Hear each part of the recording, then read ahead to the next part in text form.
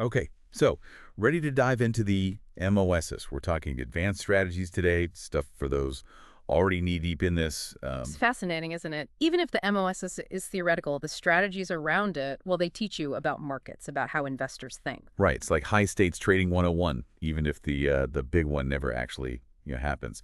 So for those past the basics, what are expert investors eyeing up for profit, hmm if this MOS thing pops off? Instead of just like holding on for dear life, they're looking at exit strategies. Each has its own risk profile. Not just buying and holding, gotcha. Yeah. What's got their attention? What's standing out from your research? Staggered selling. It's also called the ladder strategy sometimes. That's one. Heard of it. It's about taking profits at different, price points, right? So you're not betting everything on one massive peak. Exactly. Picture a ladder, right? You climb down, selling some of your shares at each step, each price point as the stock goes up. So maybe 10% at, say, $1,000, another 10% at $5,000, something like that. Even if you miss the tippy top, you're locking in some wins on the way up. Smart, given how wild a MOS could get, right? Right. More strategic than trying to, perfectly time the market. Good luck with that. Yeah, no kidding. So manage risk, but still, you're in the game if the rocket takes off. Now, what about this Fibonacci strategy? I keep seeing that pop up. Sounds kind of, Little mystical for this crowd, you think? oh yeah, a little.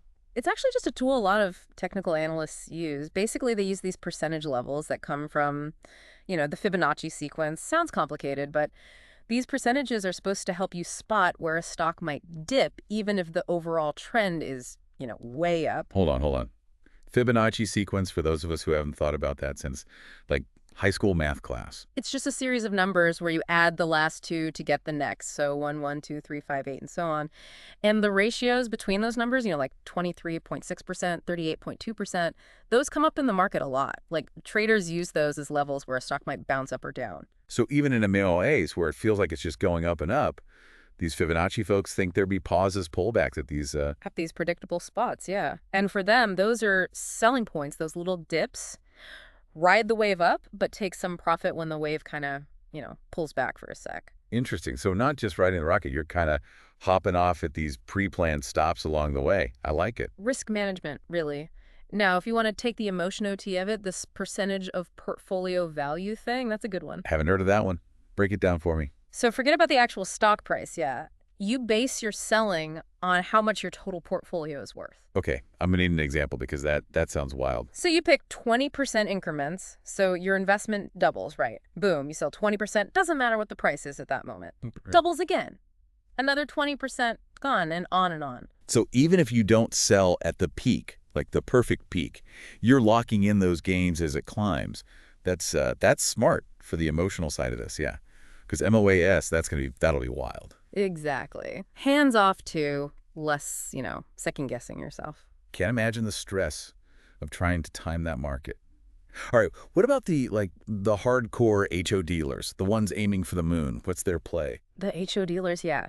It's less about price, more about looking for signs that the whole MOAS thing is, running out of steam, market-wide signals. So they're not just watching their own little piece, they're trying to figure out what the whole market's going to do. Oh, bold. What are they even looking for? It's a lot of things. Maybe big institutions start selling like crazy, or the squeeze is over, or short interest drops way down because everyone's covering. So momentum shifts, the buying frenzy ends, the big players bail. It's like knowing when the party's over. Exactly. But you got to have nerves of steel, right? Misread the signs, wait too long, and there go your gains. High risk, high reward. But even with the perfect exit strategy, there's one thing people forget in all this excitement, and it's taxes. It's always taxes, isn't it? Right.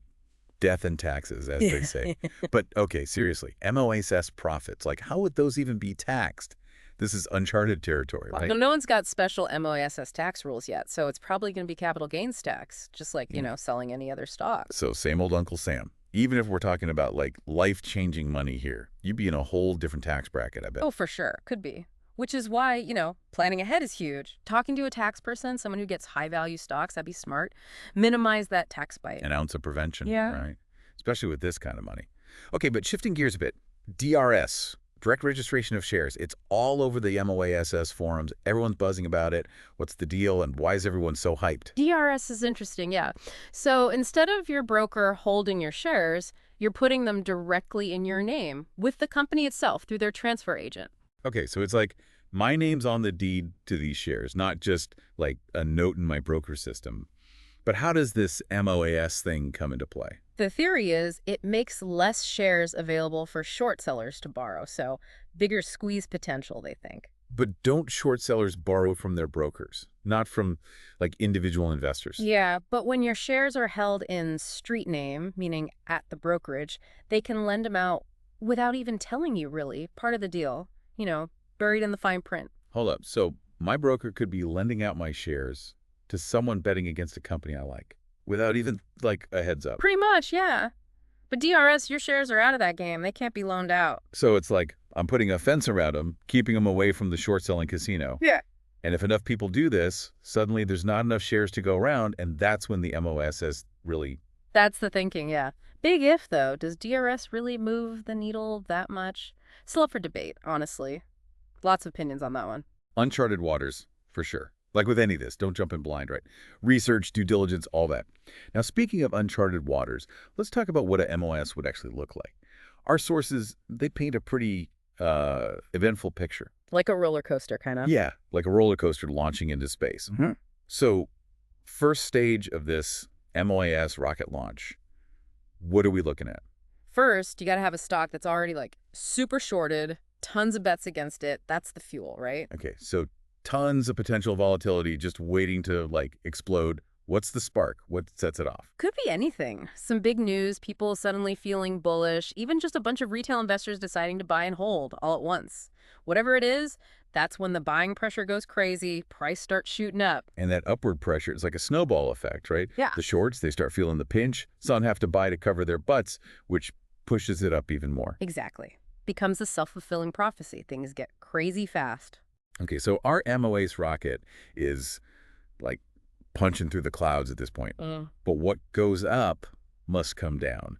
What brings this thing back to Earth? Well, there's a peak, right? Like the highest point, the most powerful part of the launch. But then that upward momentum, it can't last forever. So everyone who was afraid of missing out, now they're afraid of like being the last one holding the bag. Pretty much. Sentiment changes, people start selling, and that's the resolution phase. That's where things get really bumpy because you get these huge sell-offs. Price can drop like a rock. A recipe for panic, that's for sure. How do you even handle that kind of like market whiplash? Exit strategy, my friend. That's your parachute, staggered selling, Fibonacci levels, whatever your plan is, you stick to it. Keeps you from making emotional decisions when everything's going nuts. Land the jump. Don't just like hope for the best. Okay, and speaking of unexpected events, we got to talk about trading halts. Those moments where the whole market's like, nope, we're taking a break. Yeah, those. Nerve-wracking if you're not ready for them. But they're normal, really. The market's way of like hitting the reset button when things get too heated. Normal, huh? I bet it doesn't feel normal if your portfolio is swinging wildly, then suddenly everything just like freezes. Yeah. So explain it like I'm panicking. What are trading halts? And why do they happen in a MOS? Think of them like a circuit breaker, okay? Prevents the whole system from overloading. When a stock price moves too much, too fast, the exchange can just stop trading for a bit. Everyone chills out, gets their bearings, hopefully stops a full-on freakout. Well, it's like timeout to let everyone calm down, hit pause on the movie because it's too intense. How long do these timeouts even last? Depends, really. How much the price is moving, what the rules are on that exchange, all that. Volatility halts, the ones that happen because of crazy price swings, those might just be a few minutes. Okay, so a quick breather, then back to it. What about those other halts, the regulatory ones? What are those for? Those are different. That's when the exchange itself steps in, usually because there's some big news coming that'll shake things up, or maybe they got to investigate something fishy going on with the trading. So it's like pausing the game to make sure everyone's playing fair and everyone's got the same playbook. Exactly. Those regulatory halts, those can be a while. Hours, maybe even the whole trading day. Talk about being on the edge of your seat. Okay, so short pause, long pause, whatever. Point is, trading halts, they're part of the deal if we're talking MOAs. For sure. And knowing why they happen, how they work, that just helps you, keep a cool head when trading starts back up again. Don't panic, basically. Good advice in general, I'd say. Especially with something as unpredictable as a MOAS. All right, back to those exit strategies. We've talked staggered selling, the Fibonacci thing, the percentage of portfolio value play. So for our MOSS preppers out there, What other exit strategies are we talking about? What else should they be thinking about? Well, there's the all-in approach. You basically hold everything until you hit your price target, then sell it all at once. High risk, high reward. You got to have some guts to stick with that when things are, going crazy around you. No kidding. It takes a certain personality, that's for sure. Then there's time-based selling. Ignore the price swings altogether. Just sell off chunks of your shares at set times, like every week, every month, while the squeeze is happening. So you're not trying to, catch the peaks perfectly. You're just riding the wave on your own schedule. Takes the emotion out of it, I guess. Exactly.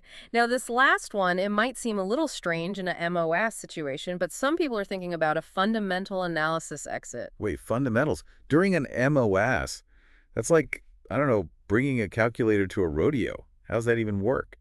Basically, you're sticking to the traditional ways of valuing a company, even with all the craziness going on. You sell when the price makes 0 cents compared to what the company's actually worth. Doesn't matter if it's still going up. So you're looking for that point where it's just completely unhinged from reality. Yeah. Even in a market that's, defying all logic, like grounding yourself during an out-of-body experience or something. There you go. But the point is, the best exit strategy, just like anything else in investing, it comes down to how much risk you can stomach, what your goals are, even your personality. Right. No one right answer. Yeah. Especially with this. You got to know yourself, know what you're comfortable with. So to wrap this up for everyone, we've gone deep on MOA strategies today. How to maximize profits, DRS, what the squeeze might actually look like, even taxes. Can't forget those. It's a fascinating topic, even if it's all hypothetical. Really makes you think about how markets work, how people behave when things get wild. Sure. And whether this MOS thing happens tomorrow, next year, or never, the important thing is to, keep learning, stay curious. This world changes fast, so be ready to adapt. That's the key. Couldn't have said it better myself. All right, until next time, everyone, keep exploring, keep asking questions, and we'll see you in the next deep dive.